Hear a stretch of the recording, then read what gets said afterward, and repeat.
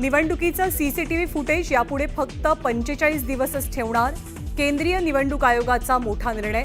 फुटेजचा दुरुपयोग होण्याची आयोगाला भीती. निर्णयावरनं राजकारण तापलं. 2019 साली आम्हाला सर्वाधिक बहुमत मिळालं, पण सरकार आणू शकलो नाही. पण 2022 साली पुन्हा सरकार आणलं. एका प्रकट मुलाखतीत मुख्यमंत्र्यांनी सांगितला किस्सा.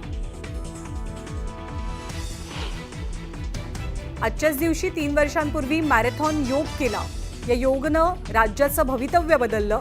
शिवसेनेतल्या उठावाला 3 वर्ष पूर्ण झाल्याच्या मुद्द्यावर शिंदेंनी व्यक्त केलं मत. मुंबई जिल्हा बँकेचं संचालकपद स्वीकारण्याआधी तेजस्वी घोसाळकर उद्धव ठाकरेंसह मुख्यमंत्र्यांनाही भेटणार असल्याची सूत्रांची माहिती. तर आपण ठाकरेंसोबतच असल्याचंही केलं स्पष्ट. मुंबईतील मराठी रंगभूमी दालन गुपचूप रद्द का केलं? स्थानिकांचा विरोध नसताना भाजप आमदारांना विरोध केला की बिल्डर मित्राला ती जागा देणार आहात? आदित्य ठाकरेंचा सवाल. योग्य वेळी शेतकरी कर्जमाफीचा निर्णय घेणार. आम्ही जनतेला दिलेला शब्द पाळणार. शेतकरी कर्जमाफी संदर्भात मुख्यमंत्र्यांचं मोठं वक्तव्य.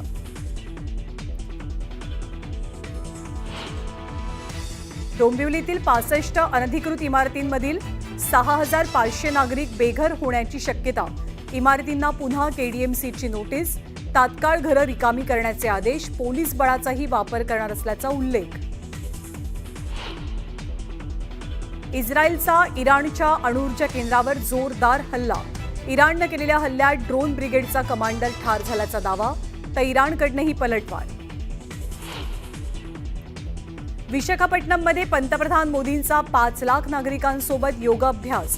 आंतरराष्ट्रीय योग दिनानिमित्त मुख्यमंत्री फडणवीसांचीही वारकऱ्यांसोबत योगासनं. इंग्लंड विरुद्धच्या पहिल्या कसोटीत टीम इंडियाचा डाव 471 धावांमध्ये आटोपला. जयस्वाल, गिल आणि पंतची शतकी खेळी. आता गोलंदाजांकडनं भेदक मारायची अपेक्षा.